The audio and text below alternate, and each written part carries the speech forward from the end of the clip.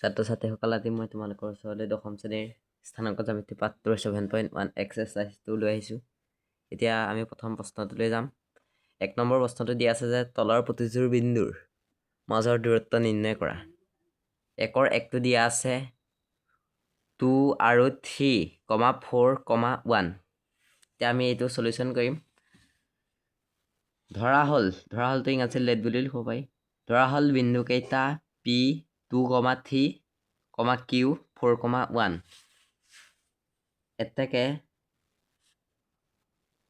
বিন্দুকেইটাৰ মাজৰ দূৰত্ব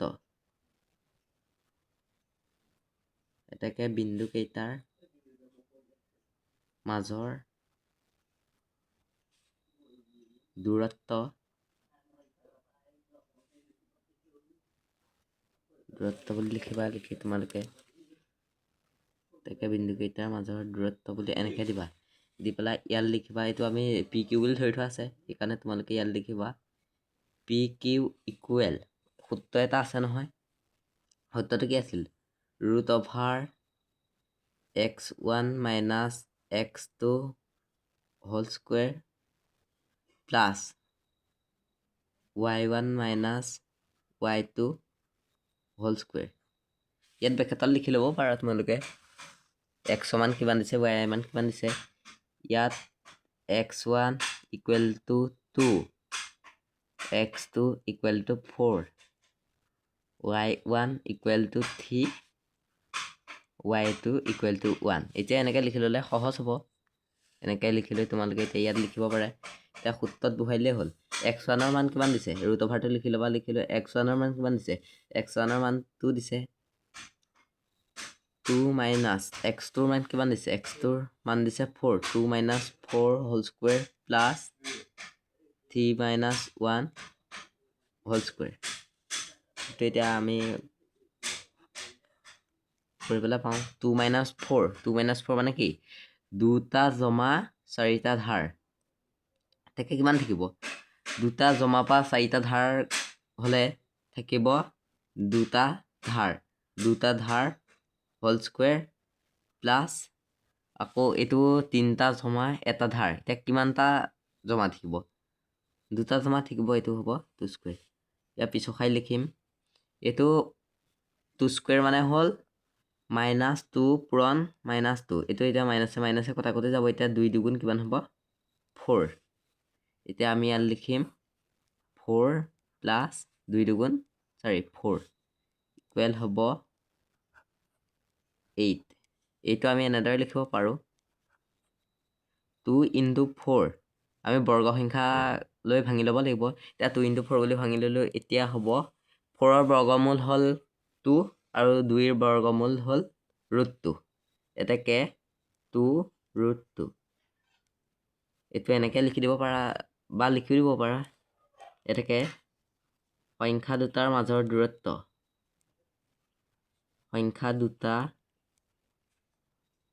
PQৰ মাজৰ দূৰত্ব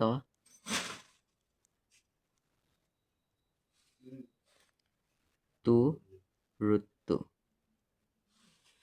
এতিয়া 2 নম্বৰ প্ৰশ্নটো আছে -5, 7 -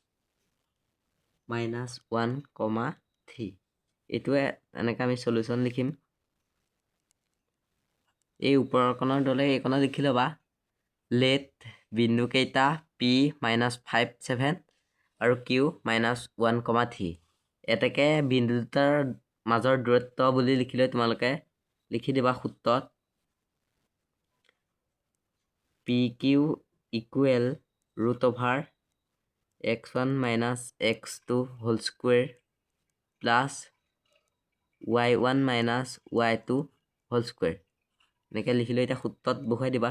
এইটো এনেদৰে লিখিব পাৰা x2 - x1 whole square plus y2 - y1 whole square. মই এইটো এনেদৰে লিখিছোঁ।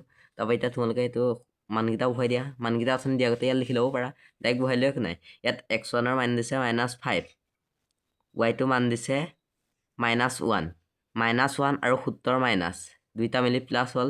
তাৰপৰা ইয়াত হ'ব হোল স্কুৱেৰ প্লাছ y1ৰ মান দিছে 7 আৰু y2ৰ মান দিছে থ্ৰী এতিয়া এইটো মাইনাছ চিন আছে 70 মাইনাছ 3 লিখিলোঁ লিখি হোল স্কুৱেৰ দিম তাৰপৰা এইটো আকৌ ৰুট অভাৰ দি পেলাই এইটো -5 -5 মানে হ'ল 5টা জমা ধাৰ বুলি ধৰি লোৱা তাৰপৰা +1 মানে হ'ল এটা জমা এতিয়া 5টা ধাৰ এটা জমা কিমান থাকিব 4টা ধাৰ থাকিব 4টা ধাৰ স্কুৱেৰ প্লাছ ইয়াত তেনেকৈ 7টা জমা 3টা ধাৰ কেইটা জমা থাকিব 4টা জমা থাকিব এইটো 4 স্কুৱেৰ লিখিবা তাৰপৰা ইয়াৰ পিছৰখাই লিখিবা -4 স্কুৱেৰ মানে কিমান -4 স্কুৱেৰ মানে হ'ল -4 ইনটু -4 এইটো মাইনাছে মাইনাছে কটা কটি গ'ল নহ'ব মাইনাছে মাইনাছে প্লাছ বুলি ধৰি ল'ব পাৰা এতিয়া 4 4 গুণ হ'ব 16 ইয়াত হ'ব 16 প্লাছ 4 স্কুৱেৰ মানে হ'ল 16 এতিয়া আমি এইটো খাই লিখিব পাৰিম এনেকৈ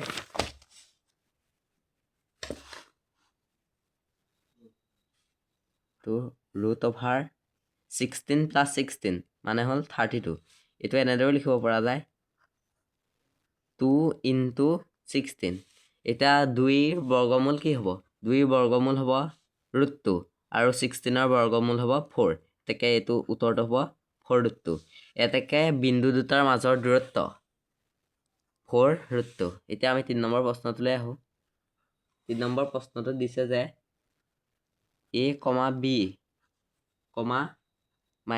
-a, -b এইটো আমি এতিয়া সলিউশ্যন বুলি লিখি ল'ম ধৰা হ'ল বিন্দু দুটাৰ মাজৰ দূৰত্ব p a, b q -1, -b এনেদৰে লিখি ল'বা লিখি লৈ সূত্ৰত বহাই দিবা pq equal to root over x1 - x2 whole square plus y1 - y2 whole square লিখি লৈ মানকেইটা বহুৱাই দিবা ইয়াত x1ৰ মান হৈছে a আৰু x2ৰ মান দিছে -1 -1 আৰু সূত্ৰৰ মাইনাছে মাইনাছে হ'ব প্লাছ